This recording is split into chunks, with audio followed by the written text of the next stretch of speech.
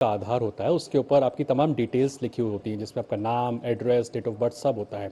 Gradually UIDAI इस बात पर भी फोकस कर रहा है कि कैसे आपके आधार कार्ड के ऊपर सिर्फ एक क्यूआर कोड हो और दूसरा आपकी फोटोकॉपी हो, इसमें और कोई डिटेल्स ना हो।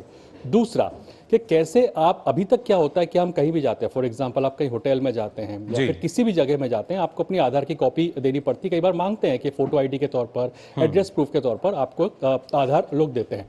लेकिन अब यूआईडीएआई इस बात पर फोकस कर रहा है कि आप किसी भी डॉक्यूमेंट, आधार को एज ए डॉक्यूमेंट कहीं ना दें ताकि कोई भी उसको स्टोर ना कर सके। तो उसका तरीका क्या होगा कि आपको फिजिकल कॉपी देने की जरूरत ही नहीं पड़ेगी, क्योंकि आधार को इस तरह का बनाया जाएगा कि उसमें जो क्यूआर कोड होगा, तो जी। कोई भी संस्थान, फॉर एग्जांपल आप किसी होटल में चेक इन करते हैं तो उसके पास एक क्यूआर कोड स्कैनर होगा, जिसमें वो आपके आधार के क्यूआर कोड को स्कैन करेगा, तो जिसमें आपकी डिटेल्स लिखी हुई आ जाएंगी।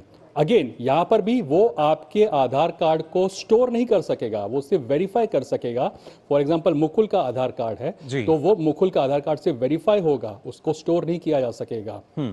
तीसरी बात, आपको कई सारी वेबसाइट्स के ऊपर भी अपने आधार की कॉपी अपलोड करनी होती होगी। आपने देखा होगा कि आपने कोई वेबसाइट पे अपलोड किया, कहीं चेक इन कर रहे हैं, या जी। कोई भी एक्सवाइजी जगह है, वहां पे आपको अपने आधार की कॉपी को अपलोड करने को कहते थे, तो आप वो भी आप अपलोड करने की जरूरत नहीं पड़ेगी। ग्रेजुअली अब फोकस है कि वो जो वेबसाइट है या फिर कोई ऐप है, वो ऐप भी एक तरह से क्यूआर जी। कोड बेस स्कैन कर पाएगी और जिससे कि आपका आधार कार्ड वेरीफाई हो जाएगा।